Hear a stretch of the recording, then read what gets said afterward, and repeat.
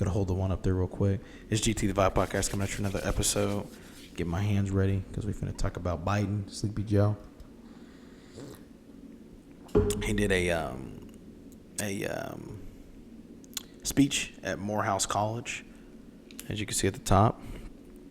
Any of you guys don't know, Morehouse College is a historically black college, HBCU.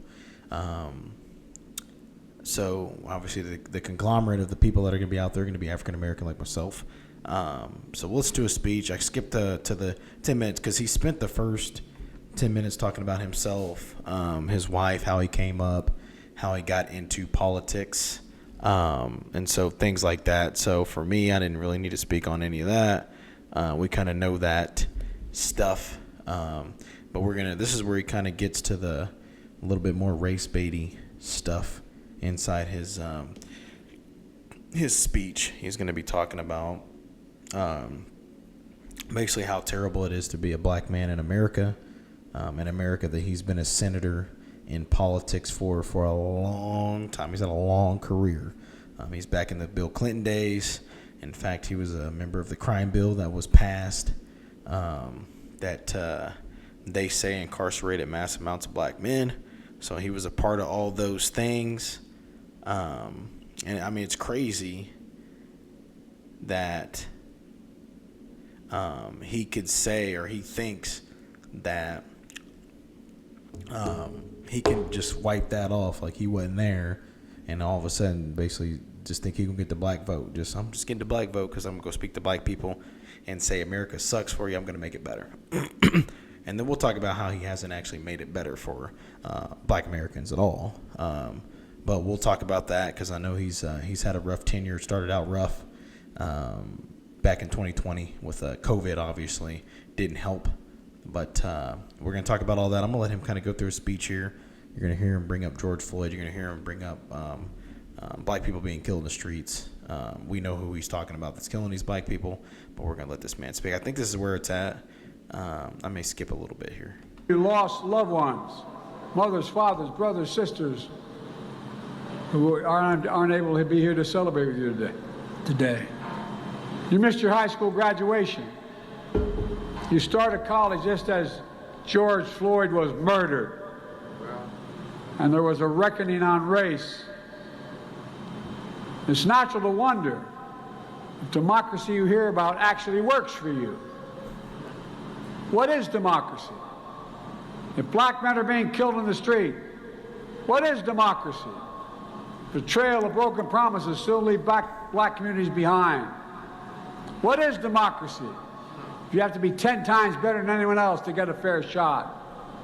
And most of all, what does it mean, as we've heard before, to be a black man who loves his country, even if it doesn't love him back in equal measure?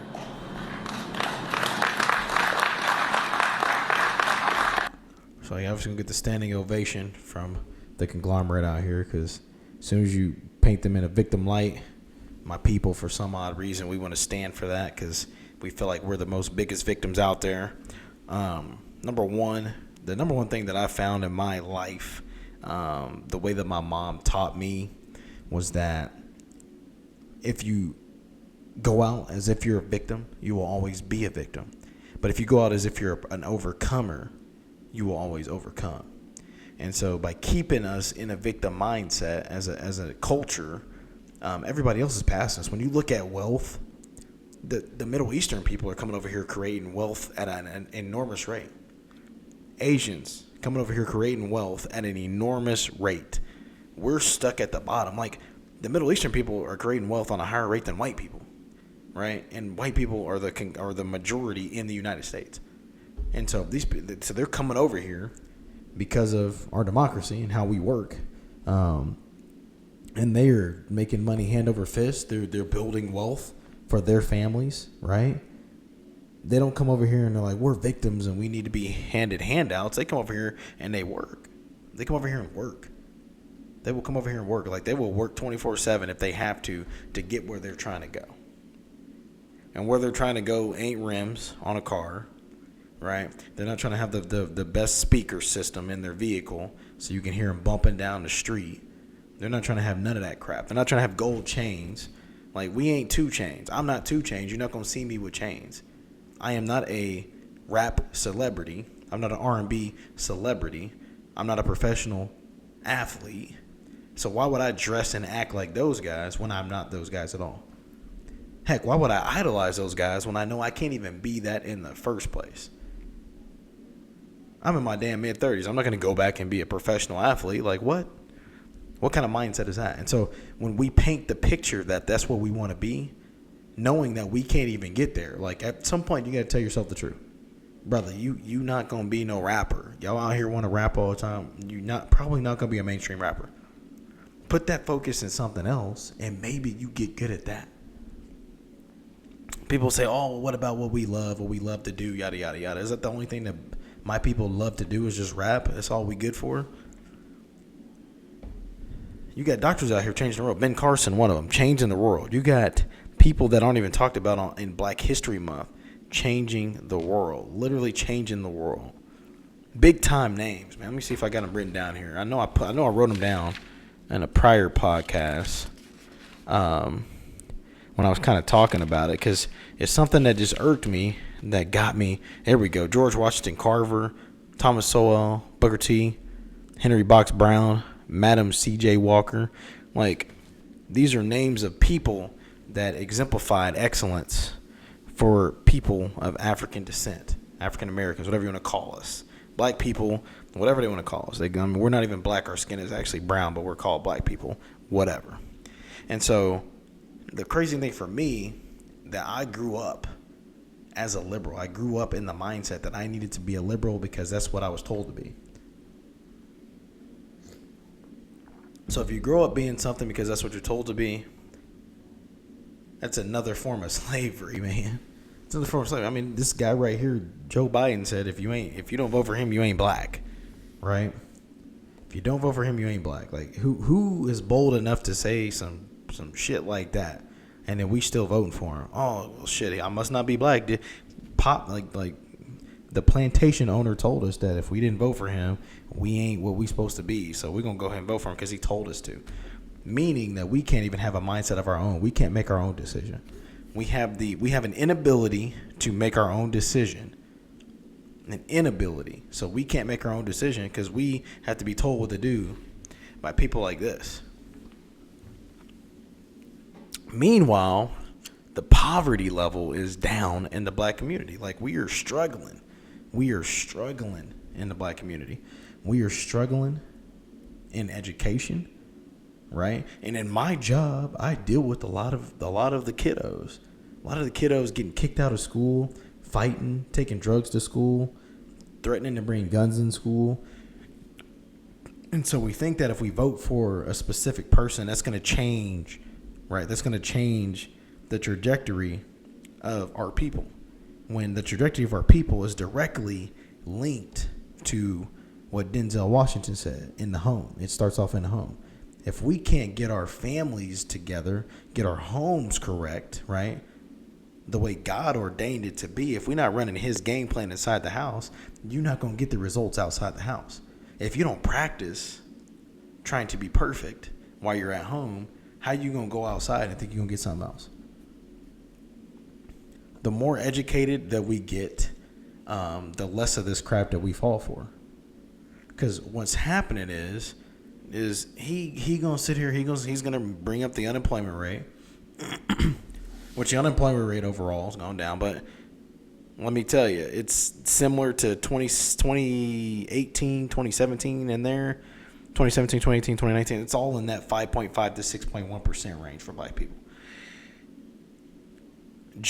Spiked in 2020, 2021. Obviously, COVID had a huge part in that, because I think the unemployment rate overall was crazy. But when the unemployment rate overall is crazy, our unemployment rate amongst African Americans is even crazier. But remember back in 2008, who was voted in as president of the United States back in 2008? Back when I was in college. Y'all remember? Oh, wait. So, 08, yeah, 12, 08, 12, 16, 20. Yeah, 08. It was 08. Barack Obama. Unemployment rate amongst blacks. Let's look at it back in the reign of '08. 14.8% in 2009, 16% in 2010, 15.8% in 2011, 13.8% in 2012. Okay. It is 2 terms, right? And 16 voted in a Republican president. Donald Trump got in office, right? Would have been right around the 2016 timeframe, yeah, because you got 4 to 12, 4 to 6. Yep.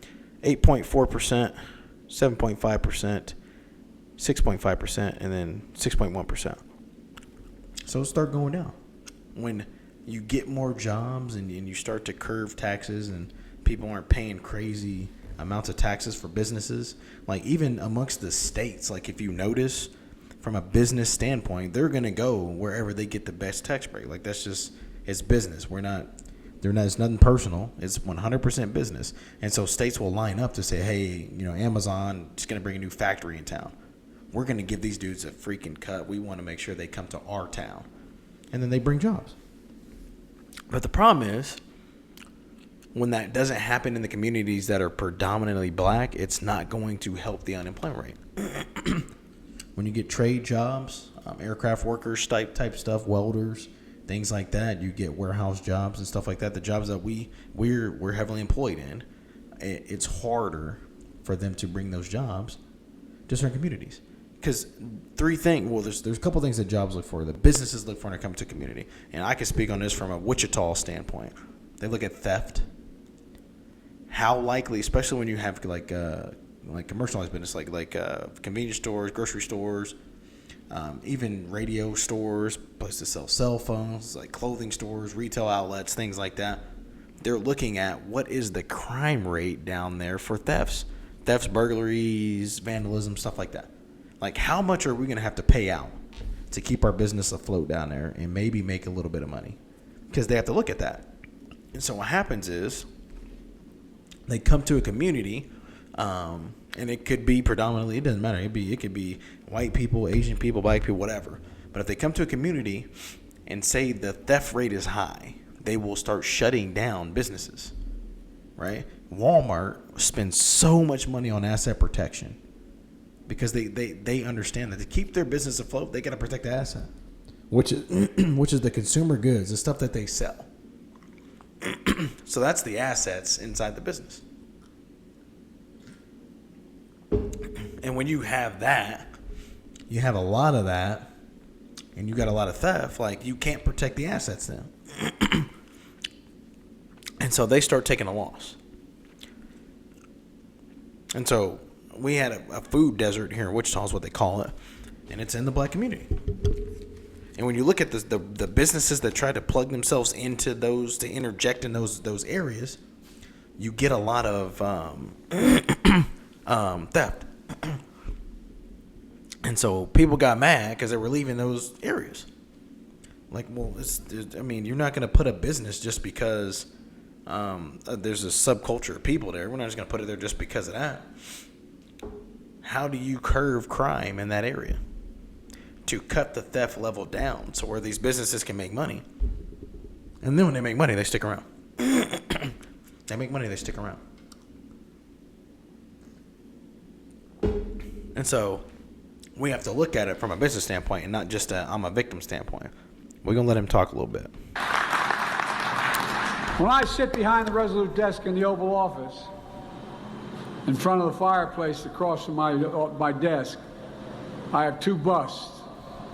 One of Dr. King, one of Bobby Kennedy.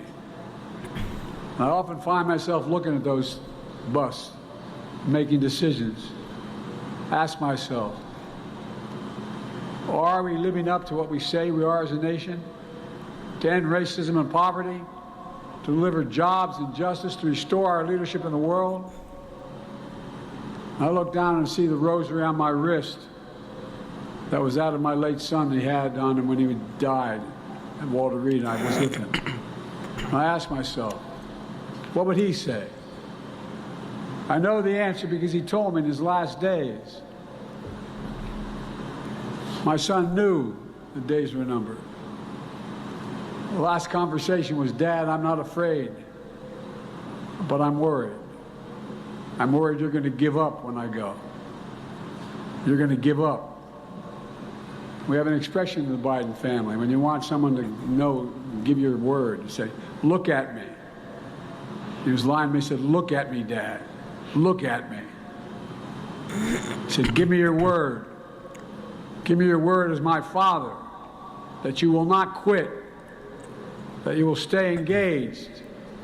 Promise me, Dad. Stay engaged. Promise me. Promise me. I wrote a book called Promise Me, Dad, not for the public at large, although a lot of people will end up buying it. It's for my grandchildren and great-grandchildren to know who Beau Biden was. The rose around my wrist, the bust in my office remind me that. Faith asks you to hold on to hope, to move heaven and earth, to make better days. Well, that's my commitment to you, to show you democracy, democracy, democracy is still the way. If black men are being killed in the street, we bear witness. For me, that means to call out the poison of white supremacy. Let's talk about that. That's a good one. That's a good place to start. Sorry, I got a little tickle on my throat, but black men are being killed in the street, right? Who are they being killed in the street by? Who are black men and black teenagers? I'm gonna add teenagers because I've worked a lot of teenagers out here killing each other, guys. Who kills black people the most? Ask yourself the question: who kills black people the most? Black people. But Biden won't show up for that.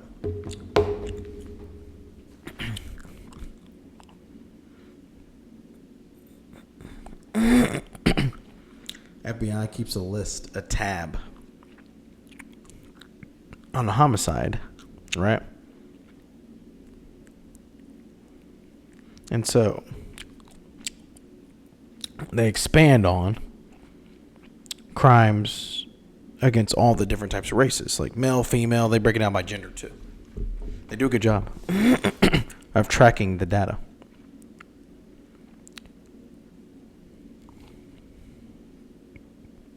What they found is the race of the victim. So if it's black or African American, right? And this goes back, this is about a decade ago. That takes a while to keep up on the stats. So they're saying that 2,491 deaths of black people. And it says race of offender, 189 white, 2,249 black people. Crazy.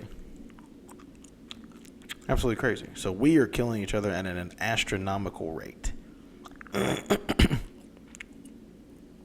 Mainly male, obviously. But we're killing each other at an astronomical rate. And here he is, Mr. Can't Tell the Truth. So I'd rather tell a lie. Saying that white supremacy is what's killing black people in the streets. I ain't seen a white supremacist person kill a black person. I don't even know what word. I've never heard of that. I ain't even never heard of that. In my experience as a law enforcement professional, I've dealt with more black people killing black people. Teens, a lot of kids, a lot of teenagers shouldn't even have guns. That have guns and they're killing each other over the dumbest stuff. You know, somebody said something about them.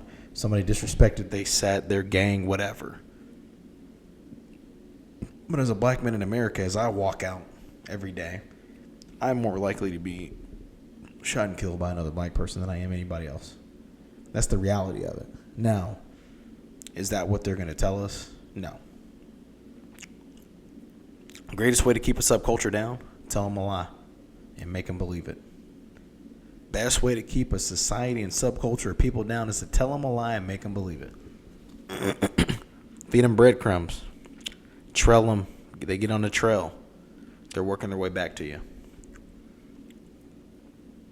But that's the quickest way. That is literally the quickest way. Tell them a lie. Right? Tell them a lie and make them believe it. So, he'll tell a lie. White supremacy is the problem with black people being dead in the streets because of white supremacists. How do you make them believe it? Well, tell them where to find that information at. Go to the news. Go to CNN. We're going to go watch CNN. And CNN's going to pander to it, and they're going to throw that stuff out there 24/7. So now, you have a whole generation of black people who believe that black people are only killed by cops. Or they're only killed by white supremacists. There are only two conglomerate of people that kill black people. Nobody else kills black people. But then as you go through the local news, Chicago, right? 5 black people killed at a club, right? You go to other towns across the United States. Armed black man goes and kills this many people. And the crazy thing is they'll never call it a mass shooting, right? They'll go into a club and shoot that mug up heavily armed, shoot it up. Because they get kicked out the club, right? They won't call it a mass shooting though. Like if you ever notice it, pay attention, go back and look at these statistics. Go back and look at them. Check them out yourself. Go look at news articles. They will never call it a mass shooting. The only time it's called a mass shooting is when it's done by a white person. Then it's a mass shooting. Or a person that's not a minority. Or black. I mean, we've had Hispanic people go pop some things off. They call it a mass shooting. But if a black person do it, no, it's not a mass shooting. Not a mass shooting. They can go and kill 6-7 people at a club. We won't count that as a mass shooting. And the thing is, are there people that are racist out here?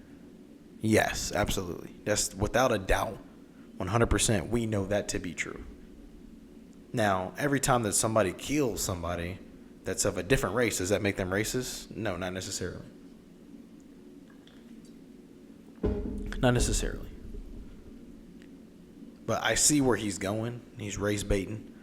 Because race baiting sells tickets. My hope personally is that we don't go another 4 years with this guy in office. That's my hope personally.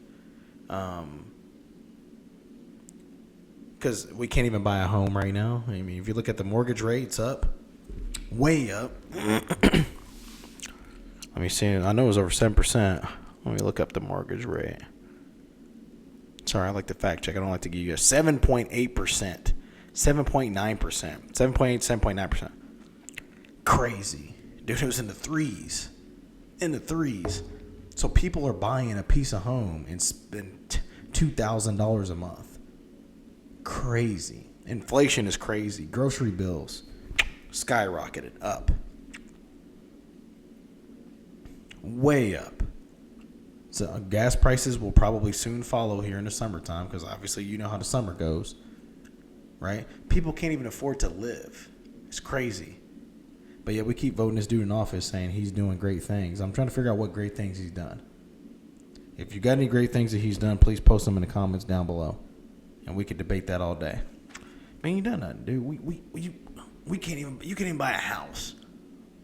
Like, the American dream is the white picket fence, the family, the house. You can barely afford any of that. Like, you can't even afford to have a family. Like, it's nuts out here. Nuts. How crazy inflation has gotten is nuts. The price of everything's skyrocketing. But yet, this dude comes over here, he's race baiting to try to get back in office. I can't wait till he debates Trump.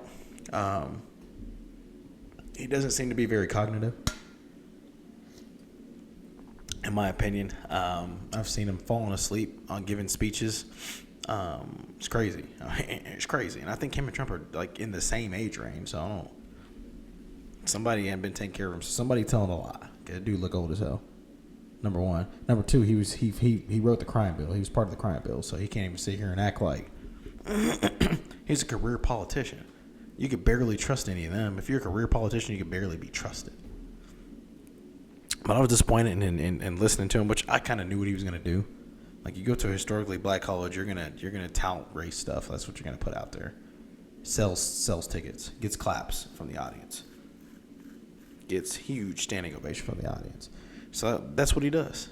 It's 100% what he does. Meanwhile, like I said, we can't even afford to live. It's so crazy how expensive it is to live. It's crazy. And I know you guys are out there feeling it too. It is wildly expensive to live. Wildly expensive. You can't, like, if you're gonna buy a $200,000 house, put $50,000 down, you're still gonna be paying $2,000 a month. That's crazy. 7.9% is nuts. Absolutely nuts. More than double what it was.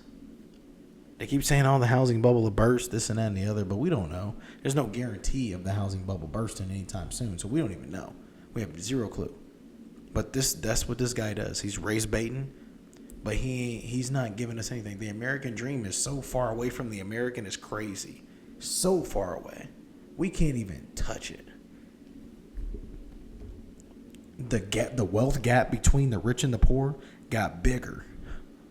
COVID happened, and that gap got bigger, and it's continuing to grow. The rich get richer, I'm telling you. Yeah, he keeps preaching on democracy, this and that and the other. The rich are getting richer, and the poor staying poor, not going anywhere. So the gap just grows, gets bigger, continues to move. Absolutely nuts to me. This guy lost my vote a long time ago. It's crazy because as a black man, you can't even vote conservative. Well, you're not black if you don't vote conservative because daddy told y'all. That's y'all daddy. He told y'all. No, if you're not black, then if you don't vote for me, you're not black. He told y'all. So y'all are enslaved in the mind because the dude told y'all who to vote for because of your skin tone. Again, though, I mean, you guys want to watch the rest of the speech. I didn't really watch the rest of it. I kind of got sick of it after about the first couple minutes. But yeah, hopefully we can get this guy voted out and get some business acumen in the office so we can start to curve some of these prices on things and figure out some better deals. Stop spending so much money overseas. We're spending billions in Ukraine and sending money to places that don't need to be. We got people protesting here in America about Hamas and Israel. And it's the same people that's mad at Harrison Butker for his freedom of speech. They're like, Hamas, they want to eliminate Hamas, and Hamas wants to eliminate them. Do y'all know what Hamas actually believes, though? I bet you half these dumb college kids out here that are just out here protesting just to protest don't even know their beliefs. If you're a feminist, you would not be supporting Hamas. Let's just be honest. We're going to keep it real. If you're for women's rights, you're not supporting them. Do y'all not know what women have to do over there? Go over there and find out. Then you'll see. But they over here protesting everything under the sun.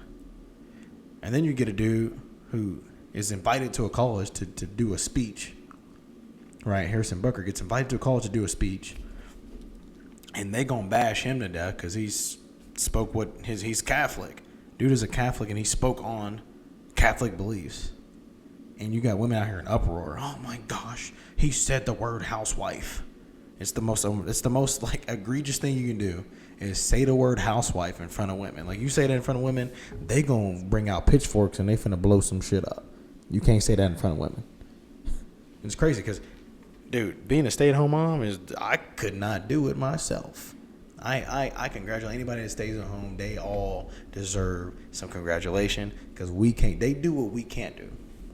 As men, we don't have the patience to do that, especially when you got multiple kids. Oh, no. I'm going to go work my butt off, and then you can stay at home. Congratulate the stay-at-home moms. It's cool to be a stay-at-home mom. That is not – don't let society tell you that it ain't. Society will tell you to chase a career and all this and that and the other, but they get mad when another man comes in and says there's another option. There's another choice. Oh, dang, they're giving women choices. We can't have that. You have to be a CEO. You have to be this or you have to be that. Crazy. They protesting Hamas. They protesting this dude. It's crazy.